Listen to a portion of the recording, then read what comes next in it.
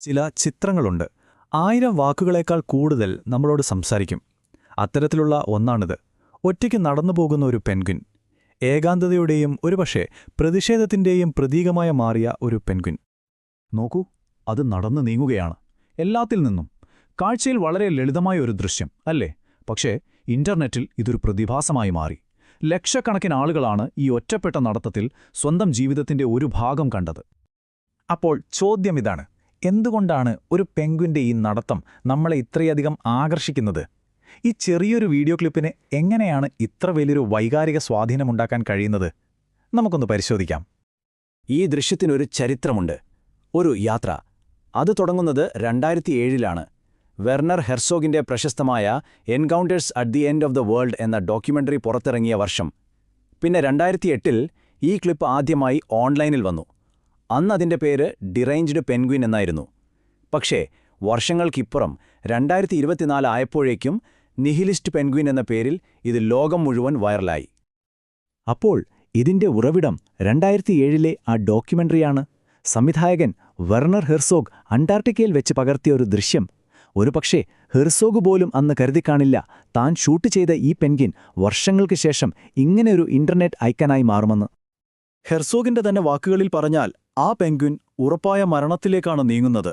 ഒന്നാലോചിച്ചു നോക്കൂ, 70 കിലോമീറ്റർ അകലെയുള്ള പർവ്വതനിരകളിലേക്ക്, ഭക്ഷണവുമില്ല വെള്ളവുമില്ലാത്ത ഒരിടത്തേക്ക്. ഇതൊരു ആത്മഹത്യാപരമായ യാത്രയാണെന്നാണ് അദ്ദേഹം നിരീക്ഷിക്കുന്നത്. ശരിക്കും നമ്മുടെ കഥ തുടങ്ങുന്നത് ഇവിടെ നിന്നാണ്. പക്ഷേ ഈ ഒരൊറ്റ ദൃശ്യത്തിൽ നിന്ന് ആളുകൾ വായിച്ചെടുത്തത് 2 വ്യത്യസ്ത കഥകളാണ്. 2 സാധ്യതകൾ.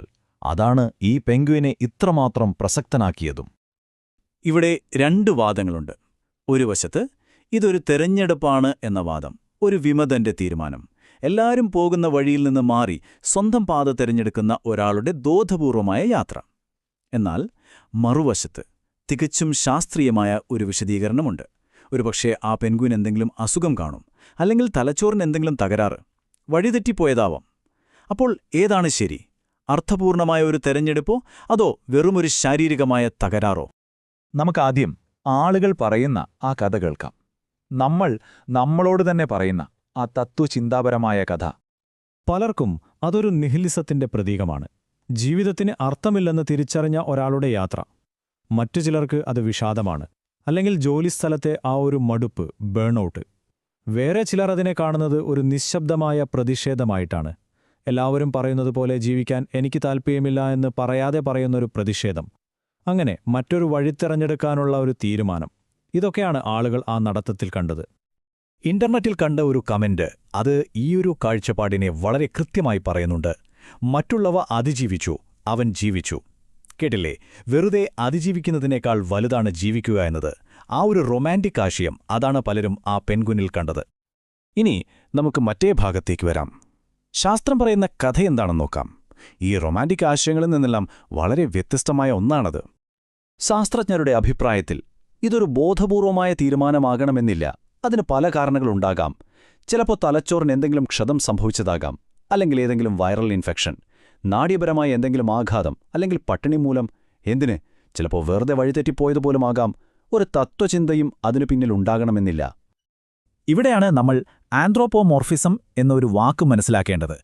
ലളിതമായി പറഞ്ഞാൽ മനുഷ്യന്റെ സ്വഭാവങ്ങളും വികാരങ്ങളും മൃഗങ്ങളിലും മറ്റു വസ്തുക്കളിലും ആരോപിക്കുന്ന ഒരു രീതി. അതായത് നമ്മൾ ആ പെൻഗ്വിനിൽ കാണുന്നത് ഒരുപക്ഷേ ആ പെൻഗ്വിനെ ആയിരിക്കില്ല, നമ്മളെ തന്നെയാകും. നമ്മുടെ ആഗ്രഹങ്ങൾ, നമ്മുടെ നിരാശകൾ, നമ്മുടെ ഭയങ്ങൾ. അപ്പോൾ ശരിക്കുമൊന്ന് ആലോചിച്ചു നോക്കൂ.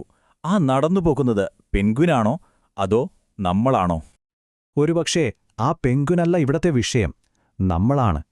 ഈ മീം അത് നമ്മുടെ സമൂഹത്തിന് നേരെ പിടിച്ചൊരു കണ്ണാടിയാണ്. നമ്മുടെയൊക്കെ ജീവിതം എങ്ങനെയുള്ളതാണ്? എപ്പോഴും ഒരു ഓട്ടത്തിലാണ്. കൂടുതൽ നേടണം, കൂടുതൽ ഉൽപ്പാദിപ്പിക്കണം. അങ്ങനെ വ്യാപകമായൊരു മടുപ്പ്, ഒരു ബേൺ ഔട്ട്. നിലനിൽപ്പിനെക്കുറിച്ച് തന്നെ ഒരു ക്ഷീണം. ഈ കർശനമായ നിയമങ്ങളിൽ നിന്നൊക്കെ ഒന്ന് മാറി നടക്കാൻ തോന്നാറില്ലേ? ആ ഒരു പങ്കുവയ്ക്കപ്പെട്ട ഏകാന്തത, ആ ആഗ്രഹത്തിൻ്റെയൊക്കെ ഒരു പ്രതിഫലനമാണ് ഒരുപക്ഷേ നമ്മൾ ആ പെൻഗ്വിനിൽ കാണുന്നത്. അതുകൊണ്ടായിരിക്കാം അത് നമ്മളോട് ഇത്രയധികം സംസാരിക്കുന്നതും. പക്ഷേ ഈ പെൻഗ്വിന്റെ കഥ ഇവിടെ തീരുന്നില്ല. അതിനൊരു വിരോധാഭാസമായ ഒരു ക്ലൈമാക്സ് കൂടിയുണ്ട്. ഈ നിശബ്ദമായ പ്രതിഷേധത്തിന്റെ പ്രതീകത്തെ രാഷ്ട്രീയക്കാർ ഏറ്റെടുത്തു. അതും വൈറ്റ് ഹൗസ്. പ്രസിഡന്റ് ട്രംപിന്റെ ഗ്രീൻലാൻഡ് വാങ്ങാനുള്ള ഒരു പദ്ധതിയുമായി ബന്ധപ്പെടുത്തി അവർ ഈ മീം ഉപയോഗിച്ചു. അതോടെ ആ പെൻഗ്വിന്റെ യാത്രയുടെ അർത്ഥം തന്നെ മാറിപ്പോയി. ഇതായിരുന്നു അവരുപയോഗിച്ച അടിക്കുറിപ്പ്.